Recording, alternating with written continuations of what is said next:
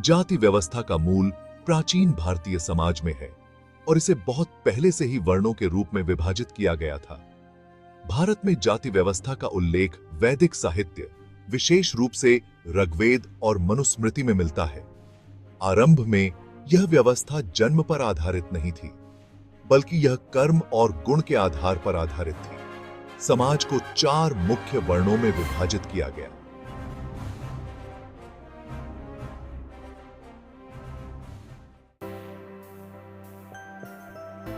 पहला, ब्राह्मण। ये शिक्षा और ज्ञान के क्षेत्र से संबंधित थे और उन्हें धार्मिक अनुष्ठानों का कार्य सौंपा गया। दूसरा, क्षत्रिय। ये राजनैतिक और सैन्य जिम्मेदारियां संभालते थे, यानी राजा, सैनिक और रक्षक होते थे। तीसरा, वैश्य। ये व्यापार और कृषि से संबंधित कार्यों को निभाते थे। और चौथा, शूद्र। ये समाज में सेवक और श्रमिक वर्ग माने गए थे, जो बाकी 3 वर्णों की सेवा करते थे। प्रारंभिक वैदिक समाज में यह वर्ण व्यवस्था कर्म आधारित थी। यह व्यक्ति की योग्यता, क्षमता और कार्यों के आधार पर तय की जाती थी, न कि जन्म के आधार पर। एक व्यक्ति का वर्ण उसके पेशे और क्षमताओं के अनुसार तय होता था और इसमें परिवर्तन संभव था।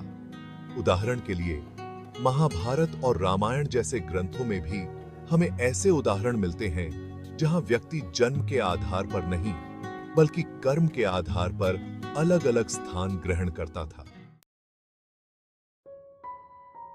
बाद में, विशेष रूप से मनुस्मृति के समय, जाति व्यवस्था धीरे-धीरे जन्म से जुड़ गई।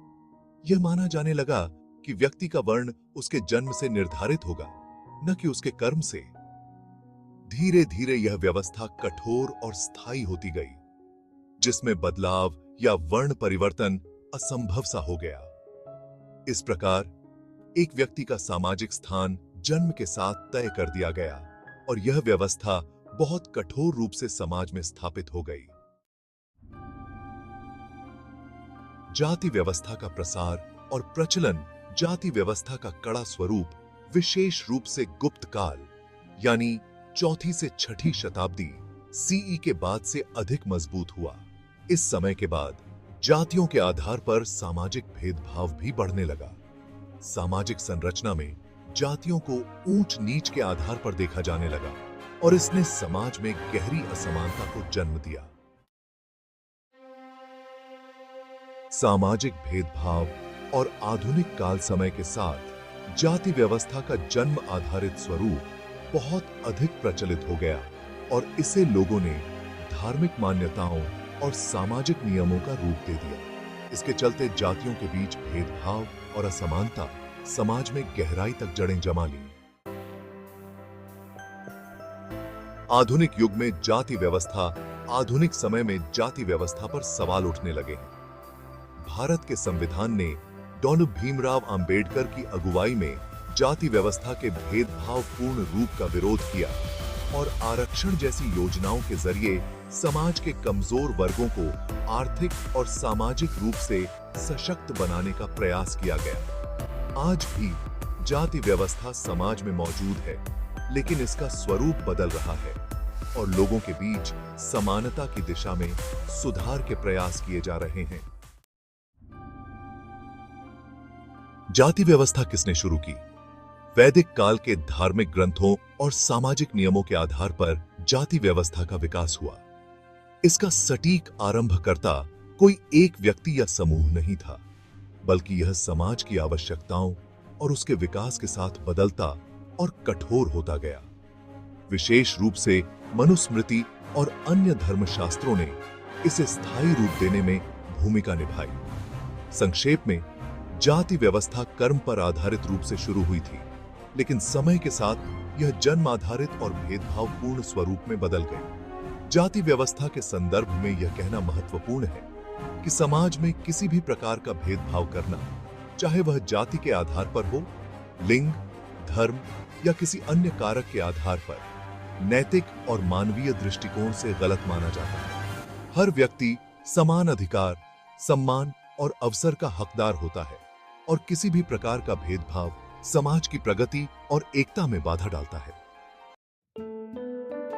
जाति व्यवस्था का प्रारंभिक रूप। अगर हम जाति व्यवस्था के प्रारंभिक स्वरूप को देखें तो वह पूरी तरह से कर्म और क्षमताओं पर आधारित था, न कि जन्म पर। उस समय यह व्यवस्था समाज को व्यवस्थित ढंग से चलाने का एक साधन थी, जिसमें अलग अलग पेशे और कार्यक्षेत्र तय किए गए थे। इस रूप में जाति व्यवस्था को शायद सामाजिक कार्य विभाजन के रूप में देखा जा सकता था, लेकिन यह जन्म से निर्धारित नहीं थी और एक व्यक्ति अपने गुणों के आधार पर किसी भी वर्ण में प्रवेश कर सकता था।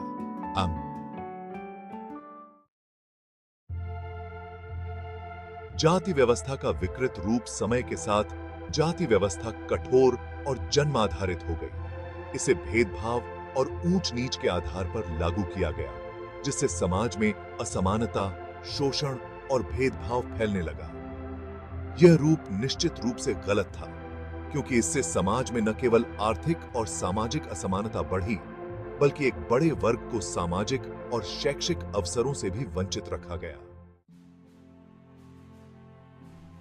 मानवीय दृष्टिकोण मानवता के आधार पर किसी भी व्यक्ति के साथ उसके जन्म, जाति या धर्म के आधार पर भेदभाव करना नैतिक रूप से गलत है। हर व्यक्ति को समान अवसर, सम्मान और गरिमा मिलनी चाहिए। जब हम मानवता के बारे में बात करते हैं तो हम यह मानते हैं कि सब लोग समान हैं और किसी भी तरह का विभाजन या भेदभाव केवल नकारात्मकता और असमानता को बढ़ावा देता है। आज का दृष्टिकोण आधुनिक समय में संविधान और कानून ने जाति आधारित भेदभाव को समाप्त करने के लिए कई कदम उठाए हैं। भारत का संविधान सभी नागरिकों को समान अधिकार और अवसर प्रदान करता है। जाति, धर्म, लिंग के आधार पर भेदभाव करना अवैध है। डॉ.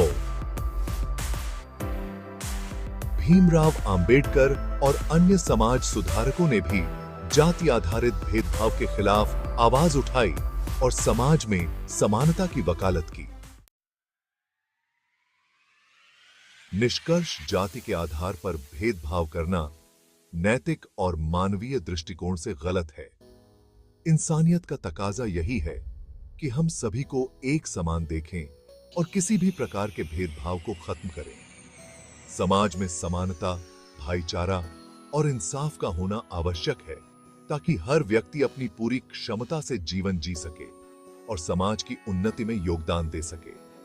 हमारा धर्म और जाति सिर्फ हमारी पहचान का हिस्सा है, लेकिन इंसानियत हमारी सबसे बड़ी पहचान है। इसलिए हमें यह समझना चाहिए कि मानवता सबसे ऊपर है और भेदभाव का कोई स्थान नहीं होना चाहिए।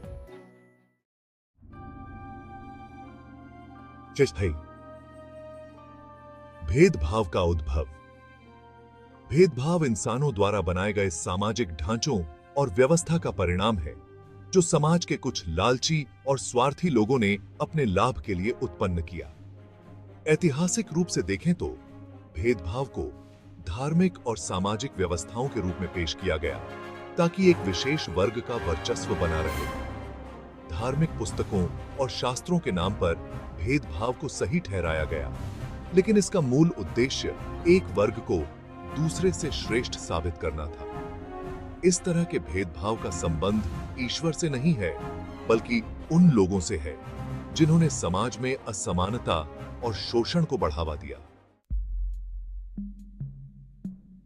केकी मनुस्मृति और इसके विवाद। मनुस्मृति एक प्राचीन भारतीय ग्रंथ है, जिसे समाज के नियम और व्यवस्था को स्थापित करने के लिए लिखा गया था। यह ग्रंथ ऋषि मनु के नाम से जुड़ा है, जो हिंदू मान्यता के अनुसार पहले मनु यानी मानवता के प्रथम व्यक्ति माने जाते हैं। मनुस्मृति में समाज के विभिन्न वर्गों जैसे ब्राह्मण, क्षत्रिय, वैश्य और शूद्र के लिए कर्तव्यों और नियमों का उल्लेख किया गया है। हालांकि यह स्पष्ट नहीं है कि मनुस्मृति को वास्तव में मनु ने लिखा था या नहीं। ऐतिहासिक दृष्टिकोण से यह माना जाता है कि मनुस्मृति एक विशेष काल में समाज के नियम और व्यवस्था को स्थिर करने के लिए बनाई गई थी। इसके कई संस्करण और पुनर्लेखन हुए हैं, जिससे समय के साथ इसमें बदलाव भी किए गए। मनुस्मृति के कुछ भागों में जातिगत भेदभाव और ऊंच नीच की बातें की गई हैं, लेकिन यह भी माना जाता है कि ये नियम ईश्वर द्वारा दिए गए नहीं थे, बल्कि समाज के कुछ वर्गों ने अपने लाभ के लिए इन्हें प्रचारित किया। समय के साथ इसे धर्म और ईश्वरीय आदेश का नाम देकर समाज में लागू किया गया, जिससे एक विशिष्ट वर्ग को विशेषाधिकार मिले और अन्य वर्गों को शोषित किया गया। क्या मनुस्मृति भगवान द्वारा दी गई थी? ऐसा कोई प्रमाण नहीं है कि मनुस्मृति भगवान द्वारा सीधे तौर पर मनु महाराज को दी गई थी। यह एक सामाजिक और कानूनी ग्रंथ है जिसे समाज को व्यवस्थित रखने के लिए बनाया गया था, लेकिन इसे धार्मिक आस्था से जोड़ने की कोशिश की गई। कुछ विद्वान इसे समाज के नियम और व्यवस्था का एक प्राचीन दस्तावेज मानते हैं जो समय के साथ विकृत हो गया और उसमें कई भ्रांतियां जुड़ गईं। निष्कर्ष: भगवान ने किसी भी इंसान में भेदभाव नहीं किया है। सभी इंसान एक समान हैं और सभी को समान अधिकार हैं। भेदभाव और जाति व्यवस्था का जन्म कुछ लालची और स्वार्थी लोगों द्वारा किया गया जो समाज में शक्ति और वर्चस्व बनाए रखना चाहते थे। मनुस्मृति को लेकर भी विवाद है और यह स्पष्ट है कि इसे ईश्वर द्वारा सीधे तौर पर नहीं दिया गया था, बल्कि यह एक सामाजिक दस्तावेज है जिसे समाज के नियमों को स्थापित करने के लिए लिखा गया था। समय के साथ इसे धर्म और ईश्वरीय आदेश का रूप दिया गया ताकि कुछ विशेष वर्गों को लाभ मिल सके। आधुनिक समय में इस प्रकार के भेदभाव और असमानता को खत्म करने की जरूरत है ताकि सभी इंसान एक समान और न्यायपूर्ण